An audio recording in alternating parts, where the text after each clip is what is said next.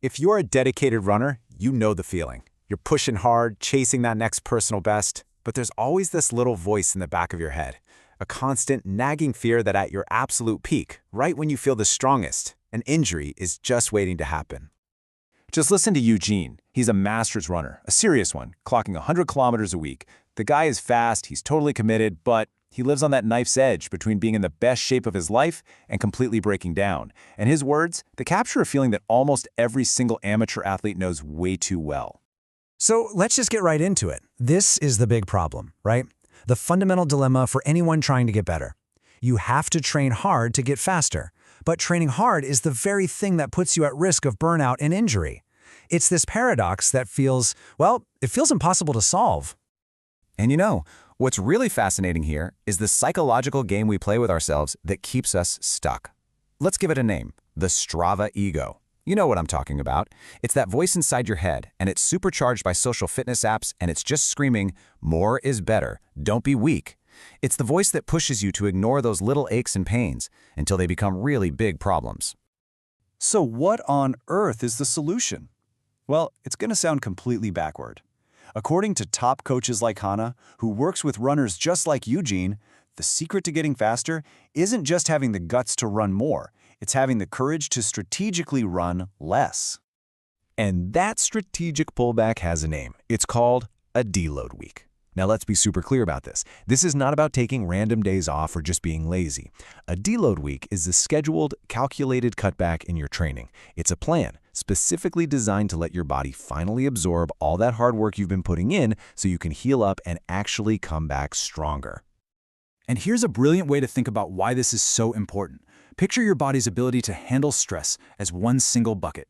Every single run you do fills it up a little bit. But you know what else fills it up? A stressful day at work, a bad night's sleep, family drama, it all goes into the same bucket. And for a lot of us, that bucket is constantly about to overflow. A deload week is like a manual release valve you can use before the whole thing spills over into injury or burnout. Okay, so we get the why. It makes sense.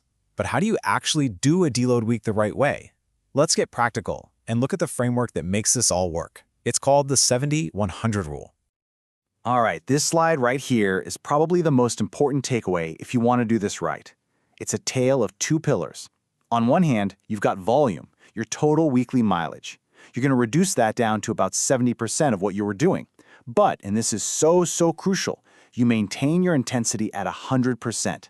You don't suddenly start jogging all your runs. You keep the quality. So let's break that down into 3 really simple steps. First, you just cut your total mileage by about 30%. That gives your muscles and tendons that break they've been begging for. Second, you keep your quality workouts, your speed sessions, but you just do less of them. So if you normally do 6 800-meter repeats, maybe you only do 3, but you do them at the exact same goal pace. And third, you dramatically shorten your long run, often by 40, even 50%. This one change gives you the biggest recovery bang for your buck, by far.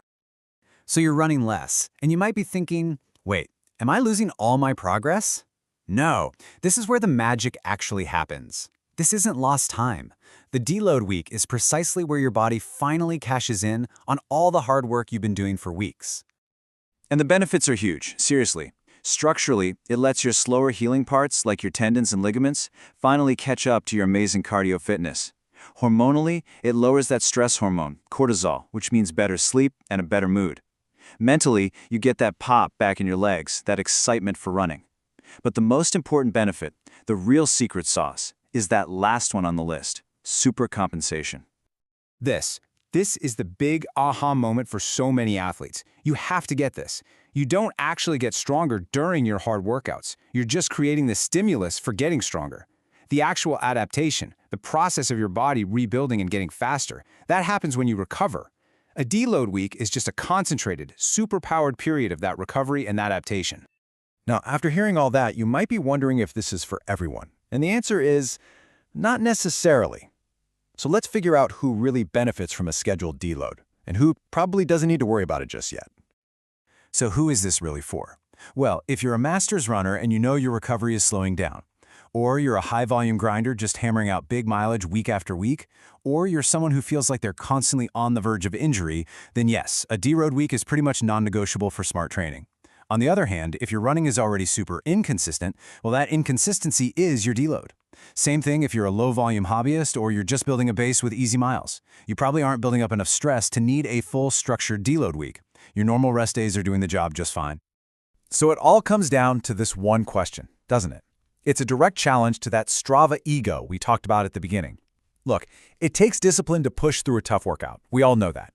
But sometimes it takes even more courage to pull back, to trust the process, and to run less, knowing that's where the real progress is actually made.